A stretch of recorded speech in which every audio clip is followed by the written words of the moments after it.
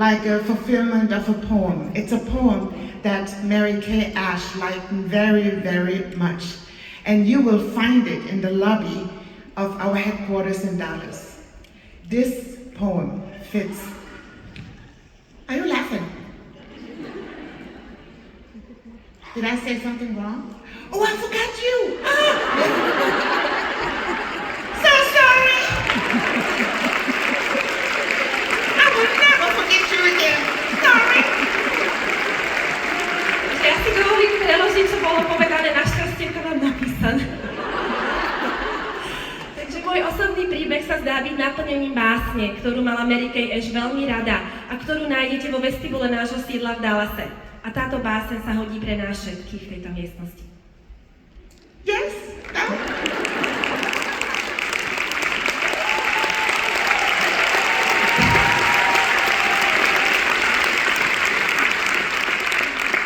Why I rushed to this, because I got to read this poem. I don't know it by heart. I do, but I want to make sure it is right. So the poem says, I have a premonition that soars on silver wings. It is a dream of your accomplishment, of many wondrous things. I do not know beneath which sky or where your challenge fate. I only know it will be high. I only know it will be great. Ja vám teraz prečítam túto báseň, ktorú mala Mary Kay tak rada. Mám pretuchu, ktorá sa vznáša na strieborných krídlach. Je to sen, ako dosahuješ mnohé zázračné veci. Neviem, pod ktorým nebom, alebo kde vyzveš osud, ale viem, že to bude vysoko a viem, že to bude úžasné.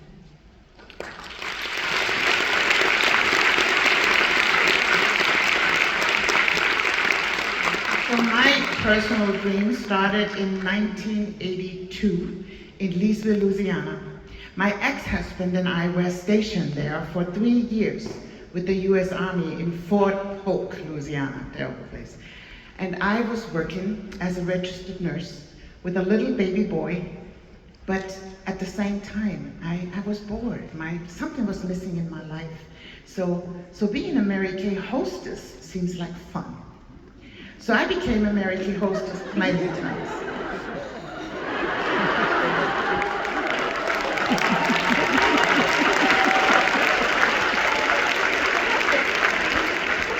Ale je to naozaj krásny príbeh, ale ja si tak vždy dovolím do toho skočiť, pretože... A stále tiež to mám napísať, že nemusíte sa báť, dámy, všetko vám bude povedané. Takže môj sen, ktorý sa začal, bol v roku 1982 v Louisiane. Spolu s bývalým manželom sme boli 3 roky nasadení v americkej armáde na základni pri Los Angeles. Bola som zaneprázdnená prácou, bola som zdravotnou sestrou, s malým chlapčekom, ale zároveň som mala pocit, že mi niečo v tom živote ako keby chýba. Mala som tam nejaký priestor, ktorý som nemala naplnený. Oh my God, did I say all of that? Okay, so becoming a hostess like 5, 6, 7 times seemed to be fun. Takže stala som sa hostiteľkou a prišlo mi to také celkom fajn zábava, že 5-6 krát by som to mohla urobiť. So even though my consultant, Emma LeBlanc, asked me plenty of times to become a consultant, but I wasn't even thinking about selling anything. Takže potom to sa moja poradkyňa Emma LeBlanc veľmi veľakrát ma požiadala, spýtala sa ma, či teda chcem sa stať nezávislou kozmetickou poradkyňou, ale ani mi vôbec takáto myšlienka nechodila porozumieť. That until the day that I met my now SNSD Emeritus sister and at that time DIQ Cindy Williams. Ale to sa všetko zmenilo, keď som jedného dňa stretla, teraz už SNSD Emeritus, ale vtedy toho času bola DIQ Cindy Williams. I met Cindy at a Hostess Appreciation Day and all the clapping and singing and excitement in the room, it seemed very suspicious to me. Takže stretla som ju na vlastne také akcii, kde sa oceňovali hostiteľky a veľa sa tam tlieskalo a oceňovalo a to celé mi prišlo veľmi podozrivé. Well, being a typical German, I know I don't look like one, but I am one. Povahou som typická Nemka, ja viem, že tak nevyzerám, ale naozaj som. I thought to myself, oh my gosh, what kind of show are they putting on here? Som tak rozmýšľala, čo je toto za show, čo to tu hrajú. If any of you know Cindy Williams, you know what I'm talking about. Ak niektorá z vás poznáte Cindy Williams, tak presne viete, o čom hovorím. But all this happiness, it couldn't be real. I couldn't believe it. Ale všetko to šťastie, všetka tá radosť, tam ja som naozaj neverila, že to môže byť skutočné. So after that, Cindy Williams asked me a very important question. A vtedy som aj Cindy Williams pýtala jednu veľmi dôležitú otázku. She just simply asked me, is there any reason why you couldn't start with your Mary Kay today and receive Mary Kay products half price for the rest of your life? Pýtala sa ma, či existuje nejaký akýkoľvek dôvod, prečo by som sa nemohla stať poradkyňou Mary Kay už ten deň a mať všetky svoje obľúbené produkty Mary Kay s polovičnou cenou až do konca svojho života? Well, I did because I'm smart. Ale samozrejme, ja som takýto dôvod mala, pretože som veľmi bystrá. I signed up for only one reason. I got started to get my Mary Kay half price. Takže ja som si predsa len tú registráciu spravila a stala som sa poradkyňou, pretože som chcela tie prípravky za polovičnú cenu. To bol môj dôvod.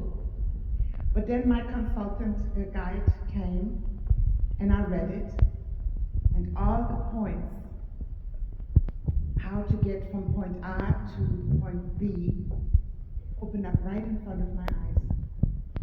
Potom mi prišiel sprievodca kozmetickej poradkyne a prečítala som si všetko, čo sa tam píše o kariére a bolo mi zrazu úplne jasné, ako sa dostať Mary Kay z bodu A do bodu B. But being a typical German woman seems too good to be true. Did not believe it. Ale samozrejme, ako typická nemecká žena som si povedala, tomuto neuverím.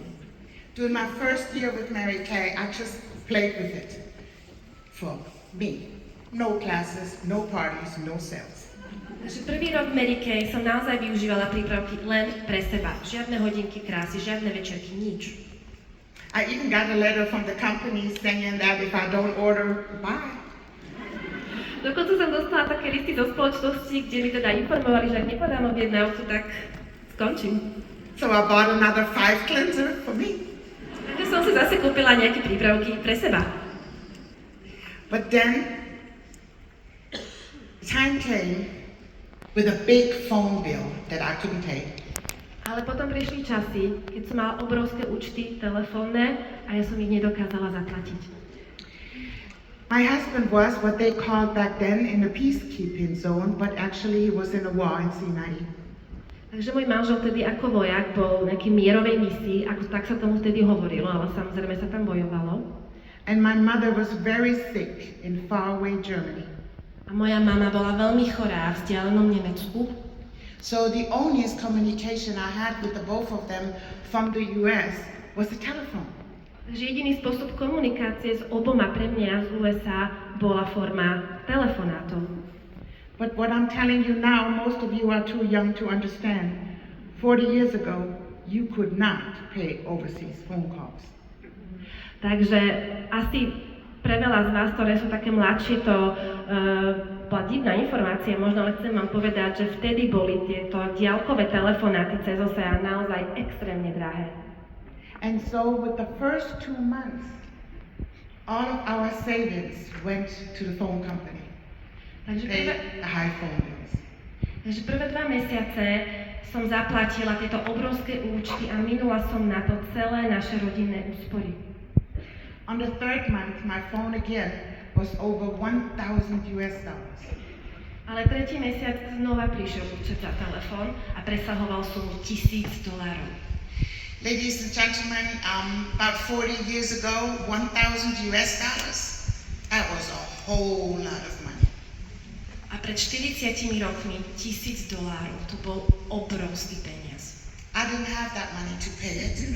Ja som tieto peniaze nemala. And the company only gave me 2 weeks to pay it or they would cut off my phone. A A spoločnosť mi dala 2 týždne na zaplatenie tohto účtu, inak ma mali odpojiť. Please remember that was the only way I could communicate with my loved ones, my husband and my mother. A nezabúdajte, bol to jediný spôsob, ako som mohla komunikovať so svojimi milovanými, s mojou mamou a s mojím manželom. So I finally remembered those 2 suitcases in my closet. Takže vtedy som si vlastne konečne spomenula na tie 2 kufre, ktoré som mala v šatníku. And I remember how Cindy told me that I could actually make money with that. A spomenula som si na to, že Cindy mi raz povedala, že v podstate vďaka tým 2 kufrom dokážem zarobiť peniaze. So I called Cindy and she told me that it was a great time for me to start because she had a booking contest. Ja som tedy zavolala Cindy a ona mi povedala, že bol naozaj najlepší čas, aby som začala niečo robiť, pretože zrovna mala vyhlásenú výzvu na dohadovanie hodine krásy.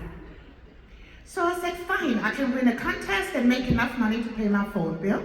Tak som si povedala, dobre, vyhrám výzvu a môžem zaplatiť telefónny účet. I booked 5 parties for that week. I thought it was a lot and I called Cindy. Takže dohodla som 5 hodín krásy na jeden týždeň, mala som pocit, že je toho dosť, tak som zavolala Cindy. Smart Cindy said, oh sweetie, I want you to win this contest. A Cindy mi povedala, Zlatko, ale ja chcem, aby si tú výzvu naozaj vyhrala. I had no idea. I booked 10. Takže zrazu tých hodín krásy bolo 10. I never attended a training before, so I read my consultant's guide on how to book and hold a party. Takže nevedela som, ako to robiť, tak som si prečítala sprievodcu, ako takú hodinku krásy viesť. My first very week in Mary Kay, which was 2 years after I signed my agreement. Takže môj prvý týždeň takej aktívnej práce v Mary Kay, čo bolo reálne 2 roky potom, ako som do Mary Kay prišla, I made $1,005. Za ten týždeň som zarobila $1,005. I only need to pay 2 more to pay my phone. A mohla som zaplatiť ďalší telefónny účet. Wow, and now you might think, oh my God, she got it. She made all this money in 1 week. A teraz si možno pomyslíte, a vtedy jej to doplo. Ona zarobila tie peniaze za 1 týždeň. Oh no, I didn't. Nie, nedoplo. I put those suitcases back in the closet. Takže tie kufre som vrátila späť do šatníka. I only sold anything if somebody would ever ask me. A predávala som naďalej, ale len vtedy, ak ma niekto aktívne kontaktoval, že niečo chce kúpiť. Sometimes I held maybe a class with people that I felt very comfortable with. Niekedy som stretávala ľudí, s ktorými som sa cítila naozaj veľmi pohodlne. And again, I received 2 probation letters from Mary Kay. A zase prišlo obdobie, keď som dostala 2 také varovné listy od spoločnosti, že ak teda nepodám objednávku, tak skončí. So was I really someone that the director would believe in, that the director would put on her VIP list? Takže bola som osoba, ktorú by si jej direktorka dala na svoj zoznam nejakých osôb, ktoré sa oplatí veriť. For Cindy, in her eyes, I was. Pre Cindy a pre jej oči, ktoré na mňa pozerali, som takouto osobou bola. She never stopped believing in me until I learned to believe in myself, which was years later. Nikdy neprestala vo mňa veriť. So 2 years later, we went back to Germany because my mother stayed ill and I wanted to be with her. Takže o nejaký ďalší čas sme sa vrátili do Nemecka, pretože moja mama bola stále chorá a ja som chcela tam byť pri nej.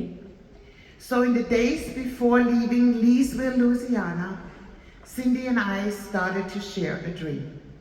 Takže už keď sme sa chystali preč, tak som strávila nejaký čas so Cindy a začali sme si zdieľať svoje sny. Cindy said, Mary Kay will open up in Germany one day and you will become the first director there and drive the very first Cadillac in Germany. Takže Cindy sen bol. Mary Kay jedného dňa otvorí svoju pobočku v Nemecku a ty tam budeš prvá nezávislá sales direktor a prvá, ktorá bude jazdiť na ružovom Cadillacu. right, I will be, but I'll make sure we get pink Mercedeses there. A ja som povedala, áno, budem, ale ja miesto toho kidiriku tam vidím ružový Mercedes. And I will be the first one getting one. A naozaj som bola prvá, ktorá ho získala.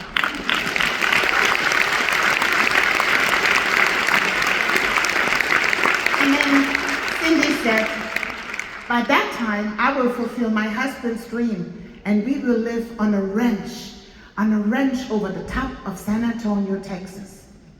A Cindy povedala, že jej sen bol, že do toho času ona splní sen svojmu manželovi a tým bolo mať ranč hore tam v Texase nad San Antoniom. And I said, yes, and I will come and visit you there. A ja som povedala, áno, a ja prídem a navštívim ťa tam. Please don't forget we was living in Louisville, Louisiana. Nezabudnite, že vtedy sme žili v Louisiane, nie v Texase. And then I said, and then you will come to Germany and visit me in the Hofbräuhaus, because then I will be an NSD and you come visit me in the Hofbräuhaus and we will have a German beer together. A ja som jej povedala, potom ma prídeš navštíviť do Nemecka, do Mníkova a pôjdeme do jednej pivárne, kde si dáme spolu nemecké pivo a v tom čase ja už budem nemecká NSD. Why beer? Do I like beer? No, I don't. Ale ja nemám v podstate rada pivo. I'm a champagne girl. Ja mám radšej šampanské. But I tried to teach her how to say my name. So I always say, think of the German beer, Birgit. Ale v podstate som sa tým slovom beer, ako pivo, snažila naučiť ju svoje meno správne vysloviť, ako beer, ako Birgit. So, what happened to our dream? Takže čo sa stalo s našim snom? Mary Kay Cosmetics started operations in Germany in 1986. Takže Mary Kay naozaj otvorila svoju pobočku v Nemecku v roku 1986. I did become the first director, and I did with the first pink Mercedes in the history of our great company. Takže naozaj som sa stala prvou direktorkou a získala som ten prvý ružový Mercedes v histórii celej spoločnosti. Just 1 year later. To všetko za jeden rok.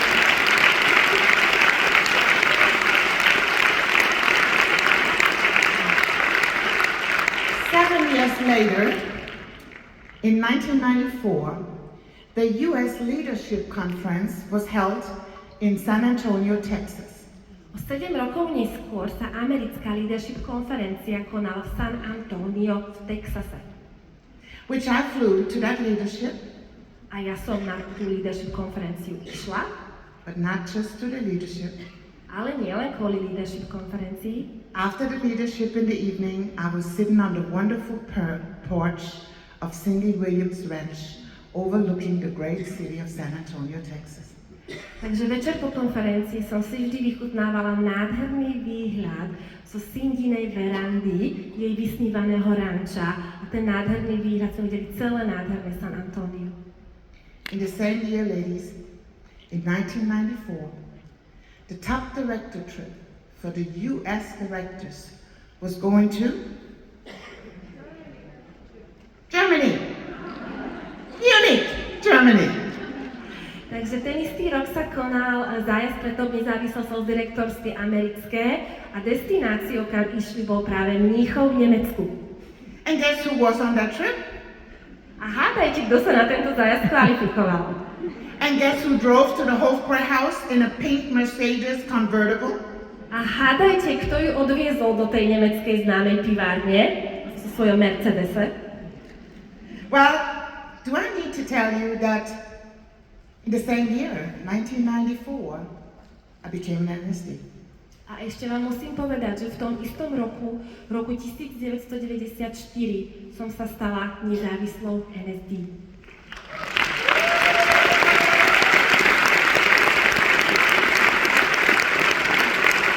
So there were two ladies sitting in the Hofbräuhaus with a beer in front of them, didn't take a sip, just crying and crying and crying. And I have to still swallow today.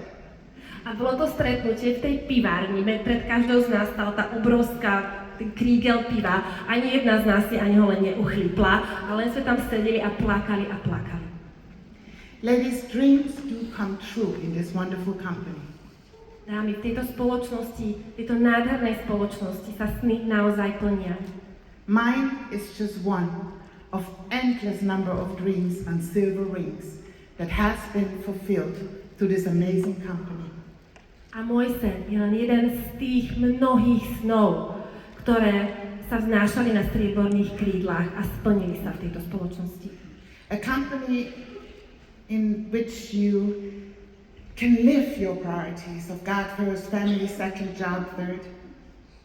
Toto je spoločnosť, kde môžete žiť podľa vlastných priorít, kde viera na prvom mieste, rodina na druhom, až kariéra na treťom.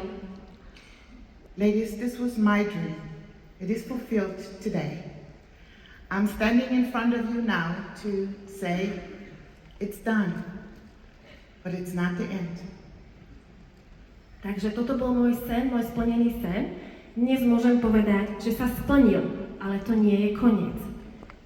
Because now it's your turn. Pretože teraz ste na rade vy. Now it's your turn to learn to dream again.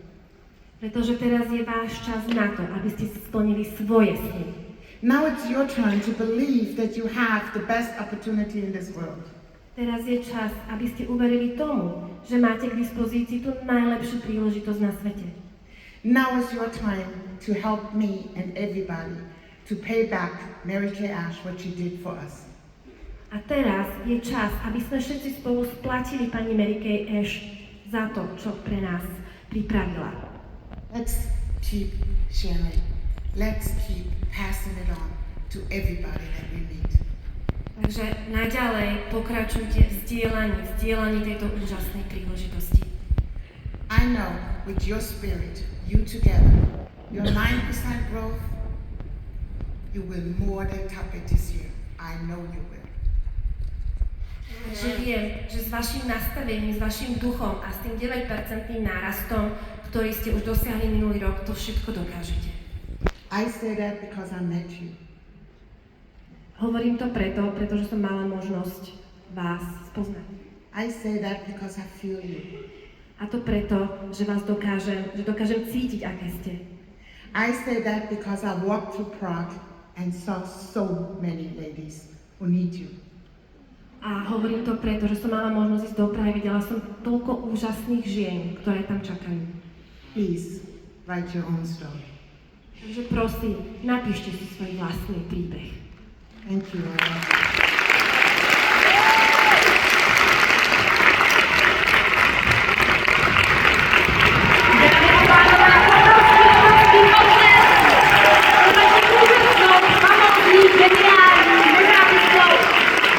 Senior NSD Emeritus Birgit Johnson.